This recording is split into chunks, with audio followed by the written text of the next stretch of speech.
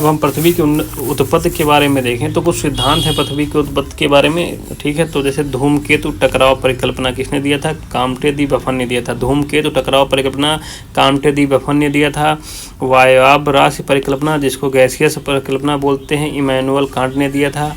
वायव्य राशि परिकल्पना जिसको गैसियस परिकल्पना बोलते हैं, इमैनुअल कांट ने दिया था। निहारिका परिकल्पना लाप्लास ने दिया था। निहारिका परिकल्पना लाप्लास ने दिया था। उल्का परिकल्पना लॉकियर ने दिया था। उल्का परिकल्पना लॉकियर ने दिया था। ग्रहाणु परिकल्पना चैम्बरलेन और माल्टेन ने दिया था। ग्रहाणु परिकल्पना चैम्बरलेन और मोल्टेन ने दिया था। ज्वारीय परिकल्पना जेम्स जीन्स और हैरोल्ड जेफरी ने दिया था। ज्वारीय परिकल्पना जेम्स जीन और हैरोल्ड जेफरी ने दिया था। द्वैतारक परिकल्पना H.N. रसेल तथा लिट लटन ने दिया था।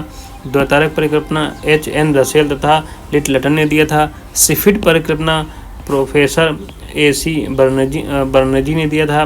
Professor A.C. बनर्जी ने दिया था।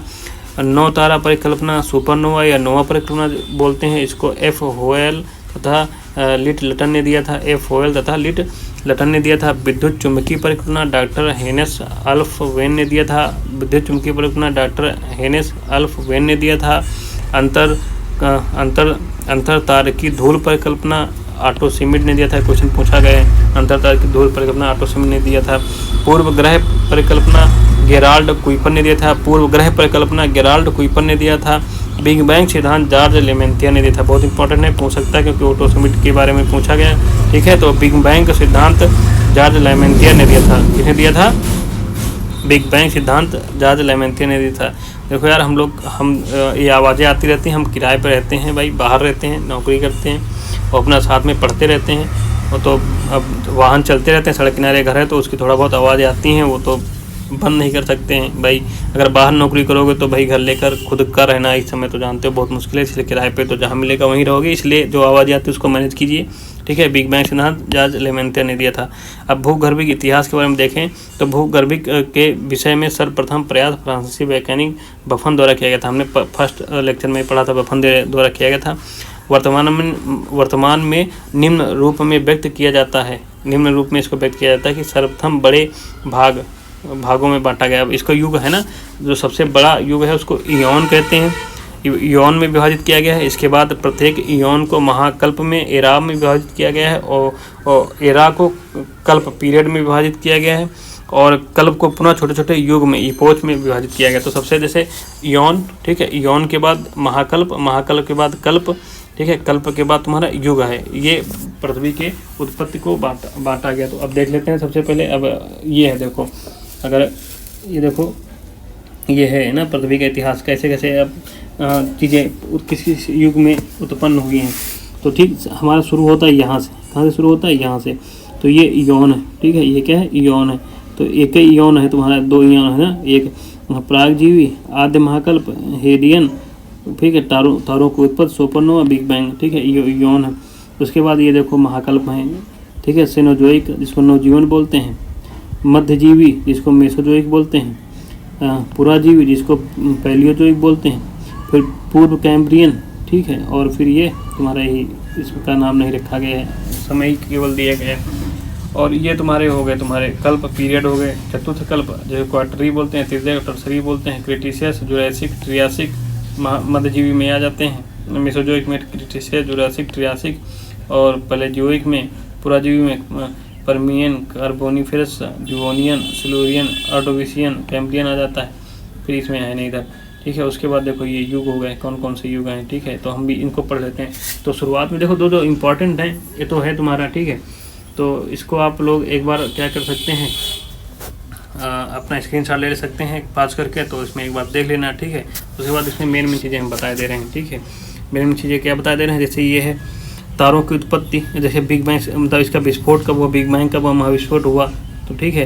तो ये कब से कब चलता है तुम्हारा, ठीक है। तो क्या कहते हैं 13.7 अरब वर्ष या 13 अब इसको बोलते हैं अब 13.8 अरब वर्ष पूर्व से 5 अरब वर्ष तक ये चला। ठीक है, तारों की उत्पत्ति, सुपरनोवा, बिग बैंग, ये सब कब हुआ था? 13.7 अरब। अब इसको बोलते हैं 13.8 वर्ष पहले ये सब शुरू हुआ था। तो ये कब तक चलता रहा हुआ? 5 अरब वर्ष पूर्व तक ये चलता रहा।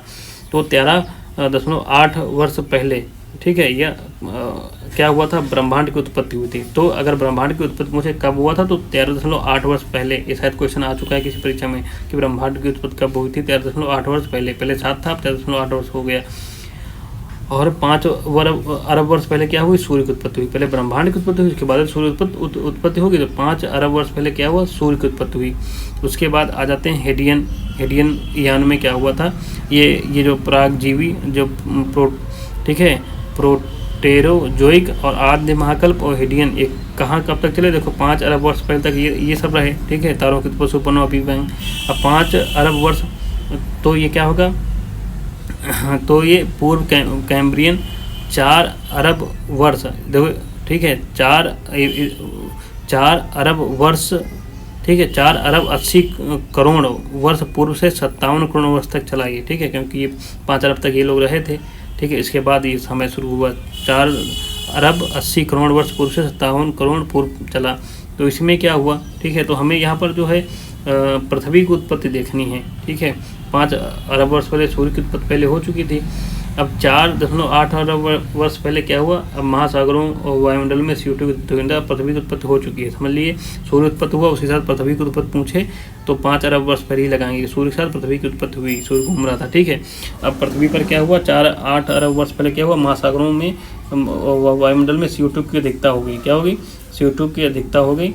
ठीक है, और फिर 3.8 अरब वर्ष पहले क्या हुआ? महाद्वीपों और महासागरों का निर्माण शुरू हो गया। ठीक है, अब क्या हुआ? महासागरों व वायुमंडल में CO2 की उत्पत्ति अधिकता कब हुई थी? 4.8 अरब वर्ष पहले। और फिर 3.8 अरब वर्ष से महाद्वीपों और महासागरों का निर्माण होने लगा। अब महाद्वीप और महासागरों का अच्छे से निर्माण होने लगा। ठीक है, 2.5 अरब से 3.8 अरब वर्ष पहले क्या हुआ? नीलहरी शैवाल एक कोष की जीवाणु हुआ। तो ये पूछ सकता है कि नीलहरी शैवाल की उत्पत्ति कब हुई थी? तो ये प्रागजीवी प्रोटेरोजोइक युगों में 2.5 अरब से 3.8 अरब वर्ष पहले हुई थी। ठीक है, अब 57 करोड़ से 2 अरब 50 करोड़ वर्ष पूर्व क्या हुआ? कई जोड़ों वाले जीव उत्पत्ति हो गए। अब देख लेते हैं, अब आ जाते हैं पुराजैविक। हम पहले जोइक में आ जाते हैं। पहले जोइक ये 57 करोड़ वर्ष से 24.5 करोड़ वर्ष पूर्व तक रहा। इसको हम बांटते हैं कि 5 कितने, हाँ 6 भागों में। परमियन, कार्बोनिफेरस, डिओनियन, सिल्यूरियन, ऑर्डोविशियन और कैब्रियन। तो कैब्रियन में क्या हुआ था? स्थल पर कोई जीवन नहीं था, जल में बिना रीढ़ वाली हड्डी वाले जीव आ गए थे। कैब्रियन में क्या हुआ था? स्थल पर तो नहीं आए थे लेकिन जल में थे। ये कैब्रियन रहा कहाँ था? 50 पॉइंट। तो ये वर्ष नहीं पूछेगा, देख लेना मैप में। कैम्ब्रियन में ये होता जो तुम्हारा पुराजीवी था पैलेजोइक जिसे बोलते हैं, उसमें उसके कैम्ब्रियन समय में क्या बिना रीढ़ वाले जंतु क्या है जल में आ गए थे। और अर्डोविशियन पुराजीवी काल के अर्डोविशियन में क्या हो गया था? तुम्हारा मछली की उत्पत्ति हो गई थी। कब? मछली की उत्पत्ति हो चुकी थी। और सिल्यूरियन में क्या हुआ? स्थल पर जीवन के प्रथम चिन्ह मिलते हैं, पौधे। सिल्यूरियन में क्या हुआ? पौधे आ जाते हैं स्थल पर। फिर डिओनियन में क्या हुआ? स्थल पर जल पे रहने वाले जीव, स्थल और जल पे रहने वाले जीव आ गए, स्थल पर और जल पे भी जीव आ गए। ठीक है, फिर कार्बोनिफेरस में, ये इंपॉर्टेंट है।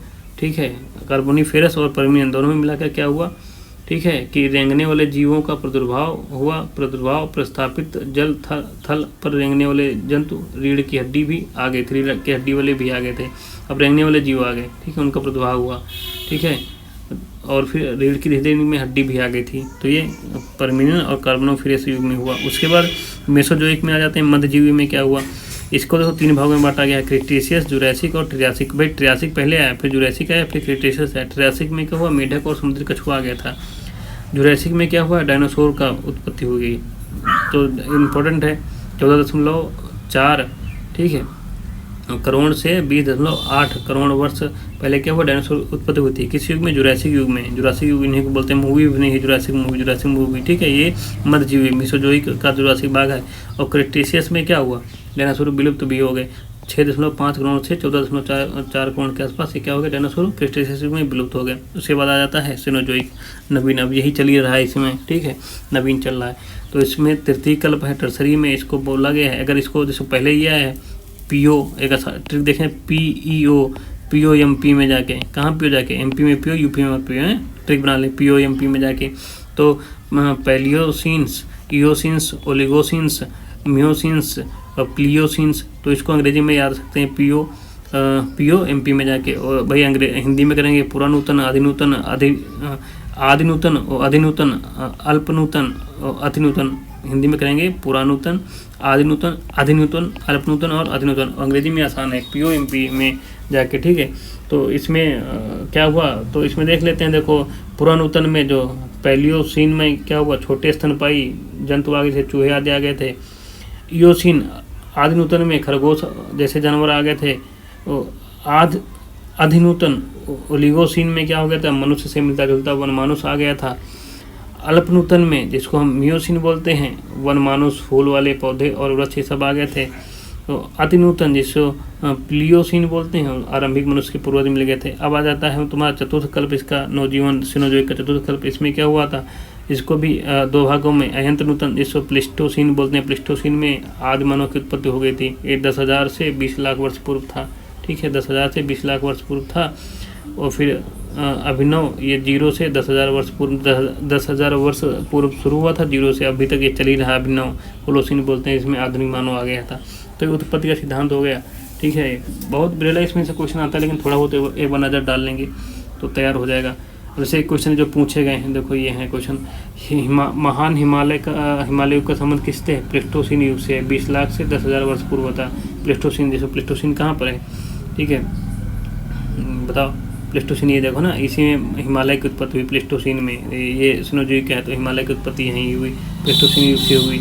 लघु हिमालय, ठीक है, लघु हिमालय 1300 से 1870 ईस्वी काल में प्राय लघु हिमालय बना है, अभी बनी रहा लघु हिमालय, ठीक है। कार्बोनिफेरस युग समस्त स्थल भाग एक स्थल भाग के रूप में पैंजिया में था। कार्बोनिफेरस में समस्त स्थल भाग पैंजिया के रूप में था। फिर ये टूटा है, विवर्तनिक क्रिया के कारण टूट गया, तो अंगारा लैंड बना जिसको लोरेंसिया बोलते हैं। उसमें है यूरोप, एशिया, नॉर्थ अमेरिका और ग्रीनलैंड हो गए। और गोंडवाना लैंड में कौन बन गया, प्रायद्वीप भारत, अफ्रीका और ऑस्ट्रेलिया और दक्षिणी अमेरिका, अंटार्कटिका और मेडागास्कर। तो गोंडवाना लैंड में तो दक्षिणी का भाग है, तो उसमें क्या है, प्रायद्वीप भारत आता है, अफ्रीका आता है, ऑस्ट्रेलिया आता है, दक्षिणी अमेरिका आता है, अंटार्कटिका आता है और मेडागास्कर आता है। और अंगारा लैंड में जिसको लोरेंसिया, यूरोप, एशिया, नॉर्थ अमेरिका और ग्रीनलैंड के उत्तरी भाग है, जो पैंजिया टूटा है। एक उत्तर की तरफ खसक गया, एक दक्षिणी तरफ खसक गया। दक्षिणी तरफ खसकर उसको गोंडवाना लैंड कहते हैं। पृथ्वी पर जीवन के प्रादुर्भाव का प्रथम जीवाश्म साक्ष्य, पृथ्वी पर सबसे पहले जीवन का साक्ष्य कब मिला, तो आर्कियन यौन के प्रारंभिक काल में मिला, 3.5 बिलियन वर्ष पूर्व मिला था, ठीक है। पृथ्वी के पृष्ठ पर गतिकी परिवर्तन में अंतर्जात बलों की भूमिका होती है ना, जो गतिक परिवर्तन पृथ्वी पे हो रहे हैं, जो प्लेटें गति कर रही हैं, उनमें अंतर्जात बलों की भूमिका होती है। अंतर्जात बलों की उत्पत्ति के संभावित कारणों में पृथ्वी के आंतरिक भाग में तापीय विषमता तथा शैलों का संकुचन विस्तार होना है। साथ ही विश्व चुंबकीय विकिरण, गुरुत्वीय बल, भूतापीय ऊर्जा, पृथ्वी का घूर्णन एवं परिक्रमण भी जिम्मेदार है। जैसे पृथ्वी के अंदर जो गतियाँ चल रही हैं, जो प्लेटें, ज्वालामुखी, भूकंप सब आते हैं, किस कारण, अंतर्जात बल हैं, सबका कारण अंतर्जात बल है। अंतर्जात बल का कारण क्या है, तो उसका है देखो कि पृथ्वी के अंदर, पृथ्वी के आंतरिक भाग में तापीय विषमता है और शैलों का संकुचन और विस्तार है। इसके साथ ही विद्युत चुंबकीय विकिरण, गुरुत्वीय बल, भूतापीय ऊर्जा, पृथ्वी का घूर्णन एवं परिक्रमण भी जिम्मेदार है। ये क्वेश्चन पूछ सकता है क्या क्या जिम्मेदार है इसके लिए। फिर जमाव और कालक्रम में क्वेश्चन आया हुआ है, देखो। सिहावल जमाव निम्न पूरा पाषाण काल में हुआ, पटपरा जमाव मध्य पूरा पाषाण काल में हुआ, बघोरा जमाव उच्च पूरा पाषाण काल में हुआ, खैथुनी जमाव नव पाषाण काल एवं लघु पाषाण काल में हुआ, ठीक है। राजस्थान मरुस्थल अथवा थार मरुस्थल किसका विस्तार है, ये प्लेस्टोसिन एवं अभिनव जमाव का, प्लेस्टोसिन एवं अभिनव जमाव का।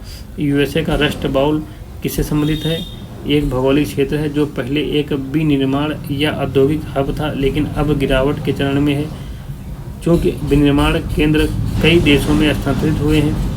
ग्रेट लेक क्षेत्र और पीटर्सबर्ग इसके अंतर्गत आते हैं। तो ये यूएसए का रस्ट बाउल पूछा होगा, करंट में रहा होगा। तो ये पुराने क्वेश्चन है, अब ये नहीं आएगा, लेकिन एक बार क्वेश्चन था तो उन्होंने इसमें ऐड कर दिया। जब चट्टाने पढ़ेंगे मेन क्वेश्चन जो घटना चक्र में आए हैं और थोड़ा बहुत जो किताब से ऐड किया तो वो हम देख लेंगे। तो ये आज हम पृथ्वी के बारे में पढ़ लिया, उत्पत्ति। जय हिंद, जय भारत।